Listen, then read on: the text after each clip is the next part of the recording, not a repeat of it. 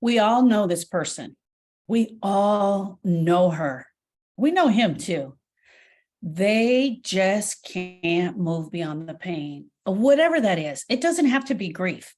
It is every post they put on social media, every phone call you have with them, everything has drama attached to it.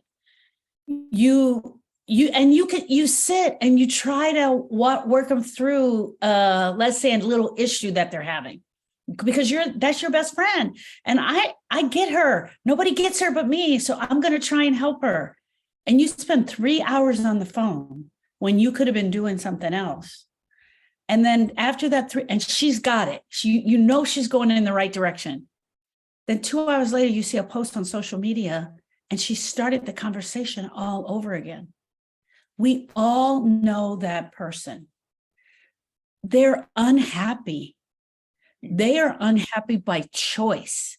They are unhappy ever after, forever.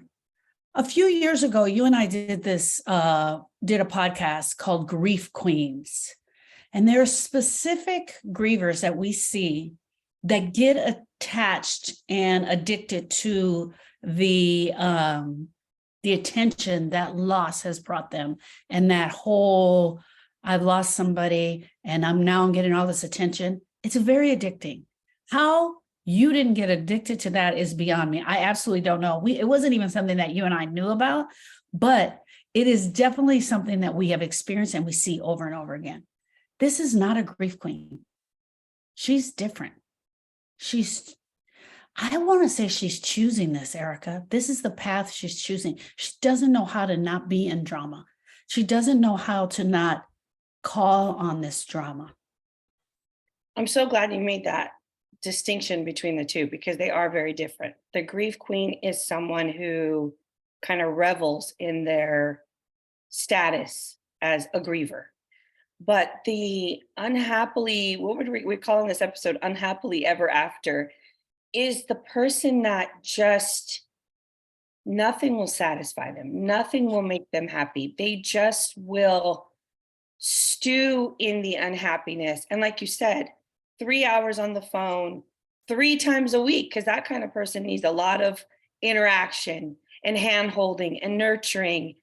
And then the next time they're on social media or the next time you're at a function with them, they're right back at it. They don't know how to get themselves out of that negative stupor. It's, for me, I was saying when we were kind of going over our notes ahead of time, I don't know if it's 100% a choice, like I'm just going to choose this sad, negative life, or are they resisting? Because I am the queen of resistance. Are they just resisting their path to healing? Or it could be a combination. That's a really great question. I think it's a combination. So let's break this down. One of the things that I think is happening is that grievers need to talk. Let me start at the beginning. Grief isn't just death.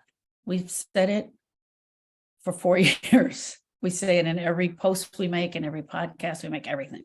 Grief isn't just death. So we could be grieving our childhood, our relationship with our parents, the fact that we just aren't happy. We're just unhappy people. We could be grieving any of those things. So the first thing that happens is we know grievers need to talk. They need to hear themselves say the thing out loud.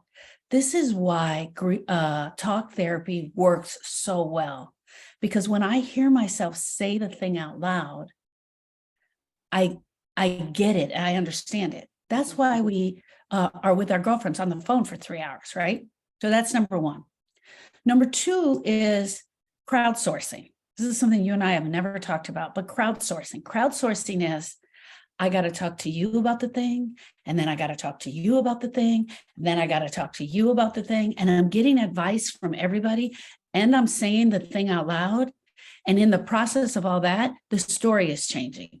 It's getting more dramatic. There's more energy added to it, right? Or something has happened. That girl in the office that is really getting on my nerves, she does something else. So I got to add that to the story. Crowdsourcing, really talking to everyone without making any decisions. We know the unhappily ever after, she ain't coming for grief work because she's stuck right there. Mhm. Yeah, and I guess there is an element of uh grief queen status in that, because you do, like, when you're going from person to person and sharing the story and putting on different elements to get a different reaction, you like that little element of it. But yeah, if you're not taking even any one morsel of advice or comfort, because then because then your very next post that you see is, "I'm so alone. I don't have anyone." You're like, "Wait, what? What is happening? I just saw you at this party and you were surrounded by people and you engaged and you were, talking to everybody. And then, you're putting up this status." So it is it's unfortunate because you and I looking at it through a different lens, through a healing lens, is, let us help you. Let us get you out of this rut of negativity and drama. And let us get you where you start to feel empowered and lighter in your life instead of everything being so heavy. I think the reason why this topic really struck a chord with me this year, going into the big 50 on my birthday. Old I have lady. I have personally made a mental shift for myself to free myself of, like, the things that don't serve me. I really want to be a better version of me and be a more positive presence, especially for women, because our Facebook group is filled by women. Like, we are surrounded by all of these amazing women. And I'm like, I want to be better to be part of these circles that we're in. And I think that's why it stuck such a chord.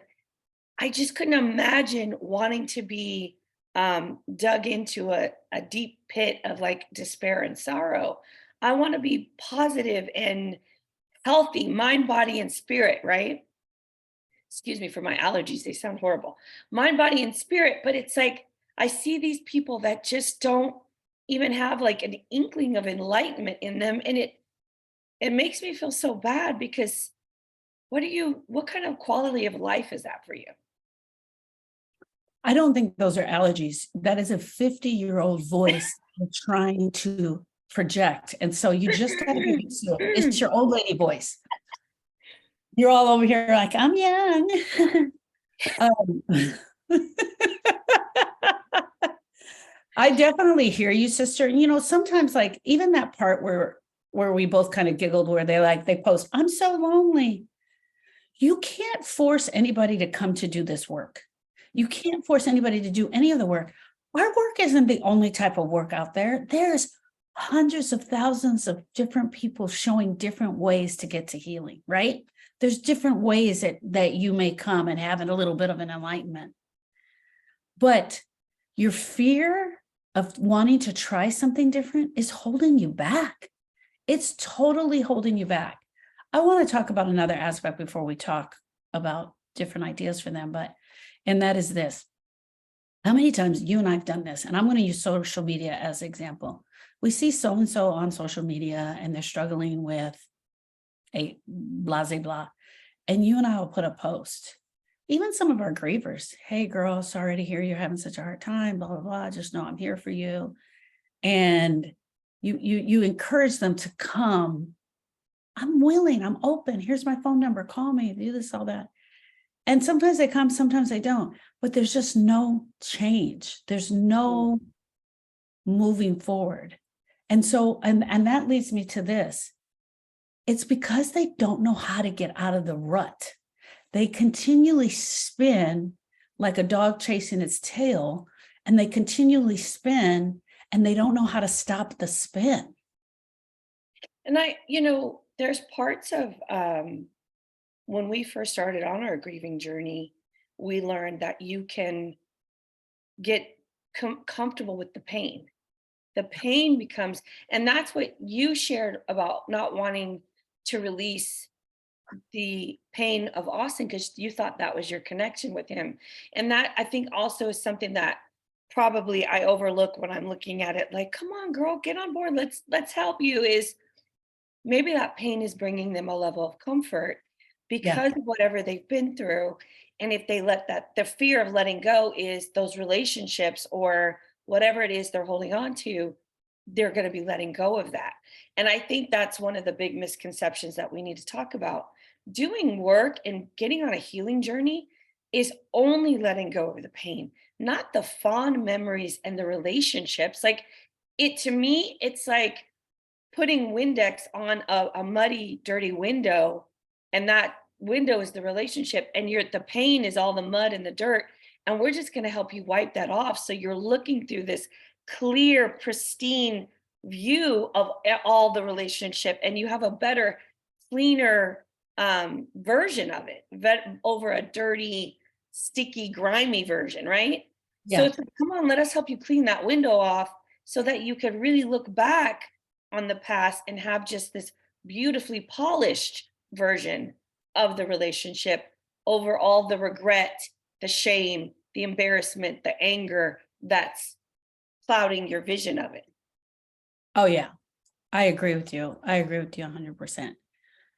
Um, part of not moving beyond the pain or even trying something new is fear. Yeah. It's the fear of the unknown, the fear of having to say something that that someone else won't understand. It's fear that kind of starts us getting stuck, and the fear that keeps us stuck. And that part you were talking about with Austin, I felt that I couldn't sense him at all, but I could sense this pain. And this pain was so heavy and so debilitating. But that's what I had left. My baby died. My baby Austin died. My baby nephew Austin died. But I was left with this pain. And that's what he left me. And it was mine. It's almost like it's mine. Yeah. And I hold on to it. We got to start examining, like, am I putting more joy and energy into this pain? And then instead of getting the relief, and our grief specialist said to me, if you do this work and you remove the knife, I promise you, you will have more of Austin. You will have more love. You will have more room in your heart. You will have more joy. And she was 150% correct. 100% correct. Because at that moment, I could then look at the pictures. And I smiled when I looked at the pictures. I could tell stories of him. And I smiled. We laughed. We literally just laughed. I want to tell a story. Hold on one second. People are knocking on the door. Hold on. Wait. Tell your story. So I'm going to tell this story. I don't know. Austin was 8 or 9 years old, and he was on medication for his ADD. And you and I were talking because you would call me for advice all the time. We raise our kids together, and we help each other do that. And I don't even remember what it was. It was like, I'm going to tell my version of it. It was like, I don't think the medication is working. They put Austin on this medication. I don't think the medication is working. And me being the big sister and smarter, wiser sister, said, hey, why don't you get some pills and that look like the pills and just give him those and see if the medication is working. So this is the part I remember. Austin would put milk in his mouth and you would throw the pill in and he would swallow the pill every day. And so you and I found these mints from from Target that looked exactly like his pill. So for 3 days you gave him the pill and he came home and he said something to you. And what was that? I don't remember exactly what he said. He said, are you sure you're giving me the medication? Because my brain is telling me to do the right thing, but my body is not cooperating. He was so smart. That boy was so smart. Oh my So God. you called me up and you're like, the medication's working. The medication's working. You could not get anything by him. You were trying to diagnose him. You were trying to figure out whether he really needed this ADD medication. It was so cute. But here's my point. When Austin first died, that story would tear me up, just thinking about that moment and me rethinking whether, oh my gosh, maybe I shouldn't have given her that advice. Maybe that was terrible. Maybe we should have done it a different way. When the person dies, you review every story that's going on, and those stories hurt. They kill you. They break you up when you're reviewing those stories, even though it was really a funny story. After I did the work, that becomes a funny story. And I enjoy telling it. I love telling it. I think it's so part of his character and who he was because the pain was removed. I didn't want to go to do healing work either. I didn't want to do the healing work. I went to the healing work to help you. I went to the healing work because you needed it, because I thought you were the griever. It wasn't until that first day I realized I was grieving too. I guess I accepted. That was the moment I accepted. Man, this is really grief. Sitting in that room and hearing other people talk about it. The fear of going there, but the reward of finishing it is so more profound and deeper. Well, and if you just take, so that's just one story in with one relationship, but for the person who's stuck in their unhappiness, they probably have hundreds of stories from multiple relationships. And going back to you saying, it's like the dog spinning its tail. They're just going round and round with all of their stories, reviewing, different parts of it, things that they should have said differently, things where they should have, seen the person one more time or called again, or apologized when they had the argument, right? So these are just all the things that happen in people's relationships. I'm just pulling out random ones, but and then they're just going over and over and over that and never getting anywhere. It's like you're just running in circles. So, but also the person who's choosing to live unhappily ever after, I don't know if they're really choosing that. I don't think that they're really choosing it. I think the person who's living unhappily ever after just doesn't know that there's a different way, or they're not open to a different way, or the fear is setting in. But I'm getting that to another point with that. The person who's living in the unhappily ever after has 30 things that is keeping them stuck there. And then they experience a major loss on top of what was already unhappily ever after. If you don't do the work and get your heart right, it's only going to be piled on with more shit. More crap is going to pile onto that. And then you're going to have a loss. Now you come to Erica and I, and you want help, and you're so all over the place and so broken in so many ways, you can't see that this is absolutely the path that would work for you because you're all over the place. So what do? We sit you down and we tell you to breathe. We start showing you how to grieve, and then we peel off one experience at a time until we can reveal that heart and start working on that heart. Yeah. I mean, and that's really the importance of it. It's right now because there's so much and so many things. It's like a tight ball of yarn, And we got to start taking the string and start unraveling it so that we can get to the center and really, really help to unburden you. Because you're walking around and you're so heavy, and it's coming out in the negative words. It's coming out in the drama fueled crises every day. It's coming out and it's just spewing everywhere. And I don't even know if they're aware that that is how it's coming out No. because it's so comfortable to them. They're not even aware. So you and I are seeing them, and sometimes it's you and Lou have the same version of me because I'm like, we gotta help them, we gotta save them. And you're trying to tell me, we can't be responsible for other people's healing. You Yeah. are always reminding me it's on them Yeah. to make the choice. We Yeah. can guide them, we can show them, but we can't force them to do it. And then Lewis always has a saying, he calls me kid a lot. And he's been saying this for at least 25 years. You can't save the world, kid. He says me that, he tells me that all the time because I just want to help. I want people to know what this part feels like. Yeah. The lighter version, the Yeah. healed version, the freeing yourself of the negativity, the parts where it's like you just smile. And like you said, the one day you were doing flowers in your kitchen and you were just like bouncing and didn't even realize it because you felt genuinely happy. Yeah. It Yeah. is such an amazing feeling. And hear me out. We're not promising you happily ever after. No, That's not what we're saying. we're saying we're going to help you with the past, because that's the other thing. We're looking in the rearview mirror and we're looking at all this past and we're carrying it all along. Everywhere we go, we're dumping the past on everybody, including ourselves. My friend, you could have such a different way of living if you just take one step forward and agree that within yourself, I'm going to do this program no matter what, and I'm going after it. I'm going to go after it. I'm going to listen to these women. I'm going to give 100% chance to see if this or whatever program you pick is going to work, right? So start small, start tomorrow, do one thing different. That's all you got to do.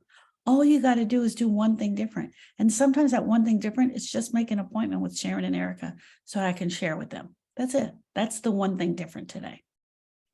And to just make the choice, I don't want to live like this anymore.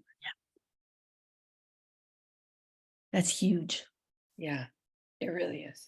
Choosing not to live like this is huge. All right, friends, we truly hope that you are not making the choice to live in unhappily ever after. But if you're a person that is struggling, your heart is broken, you wake up crying a lot of times, you're avoiding friends and family, you're overeating, over drinking, over shopping, you just are not as happy, or your life is not fulfilling as you think it could be, reach out to us. Number one, follow our Facebook group. We have a private Facebook page that is amazing. We're in there every single day helping grievers. 2, listen to this podcast, subscribe to the podcast. Or 3, more importantly, make an appointment and come and meet us. Yeah. We're pretty fun. I'm a good time. Oh my goodness. Look at that. Bye, friends. Bye. Thank you.